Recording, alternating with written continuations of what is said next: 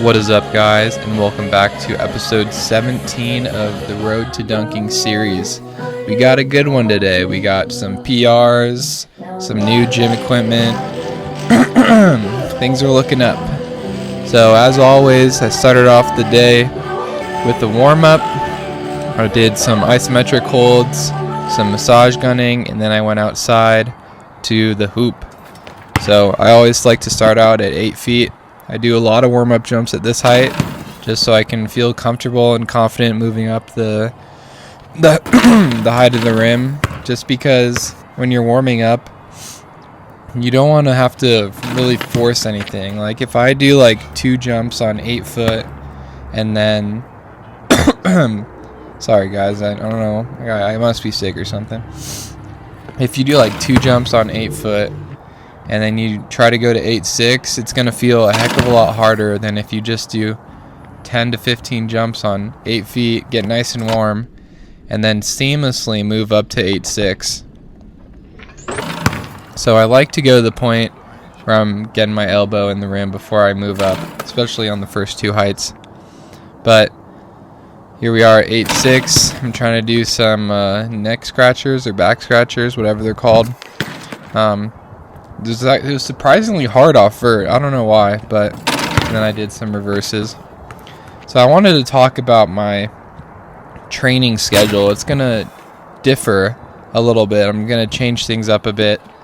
So typically I would do upper, lower, upper, lower, upper, lower, and just do that until the end of time. Maybe take an off day when I'm tired, but for the most part, upper, lower, lower including jumping, power movements, strength movements, the whole 9 yards basically. So I'm going to take a tip out of Isaiah Rivera's book, because he is literally one of the highest jumpers in the world, and I'm pretty sure his schedule goes something like 3 heavy lifts, 1 jump day, 2 upper body days. So what I'm going to do is Sunday upper, Monday lower. That lower will be jumps and as much weights as I can handle. Tuesday will be upper.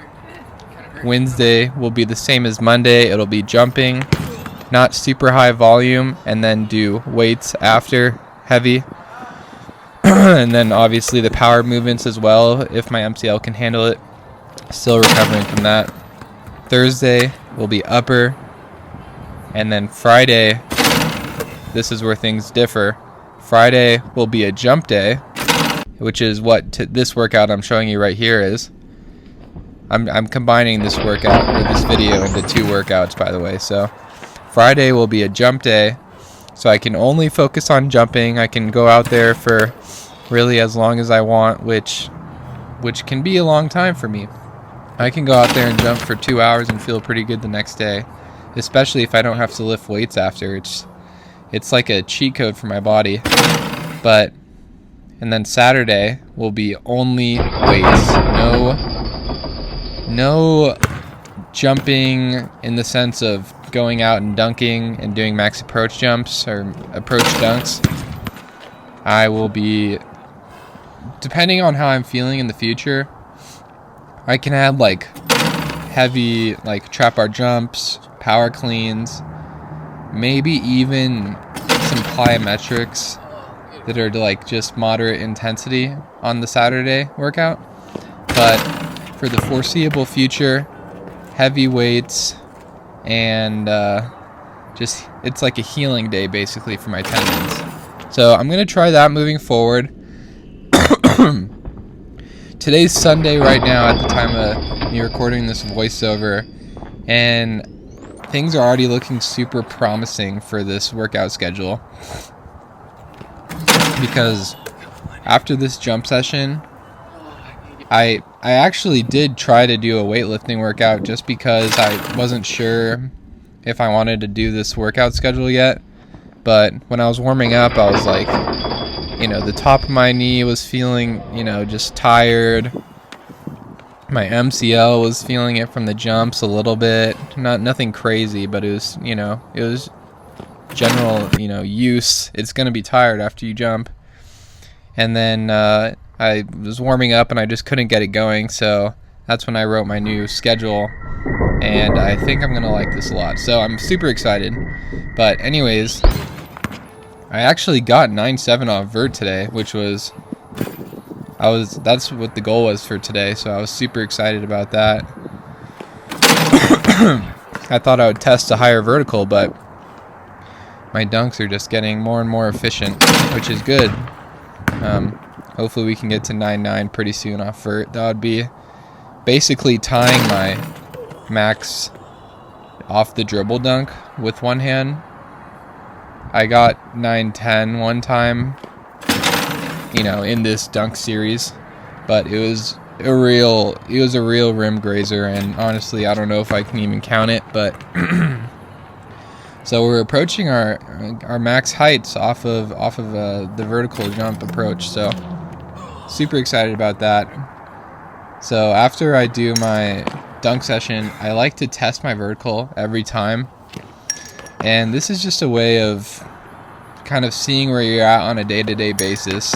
You don't want to look too far into it, just because things will vary depending on how much sleep you got, the sets and reps you're doing in the weight room, how fatigued your body is from all the training you're doing, if you had a big meal or something. I mean, there's so many variables, but the key is to look at the month-to-month data and make sure, if you're healthy, that things are going up, even if it's in the slightest. So I made a jump from 10.1 to 10.2.5 just because I didn't want to waste any jumps, and I was still unable to get it. But I got my finger up there and I, tried to hit it, and I did move the little black thing that's next to the bell. So I can tell I was close because I moved it with air. I didn't actually touch it, but anyways, guys, here's Saturday. This is the day I was super excited about because, one, I could just focus on weights, and when I can focus on weights, I can tend to go a little bit heavier. So I was excited to really just feel healthy, honestly. Like, this workout is just about your health. Like, you want to push yourself, go heavy. And that's the thing. That's really the thing. Pushing yourself, going heavy. The tendons love that. And when you don't have to jump before you work out, it's like you can really just give all of yourself to healing, and it's really just something special. So anyways, you're gonna see these chains, and maybe you're gonna be, what the heck is this guy doing? He's got bands, he's got chains. He looks like that one dude that posts his squats on a skateboard, on those shorts. I don't know if you guys are familiar with those, but so I ordered these bands, or these chains, from Bells of Steel. They're super good quality. Obviously, I'm not sponsored. I'm such a small YouTuber, but they're awesome, and they're great for the God. Let me think of the phrase here. Sorry. It's like adjusting stimulus.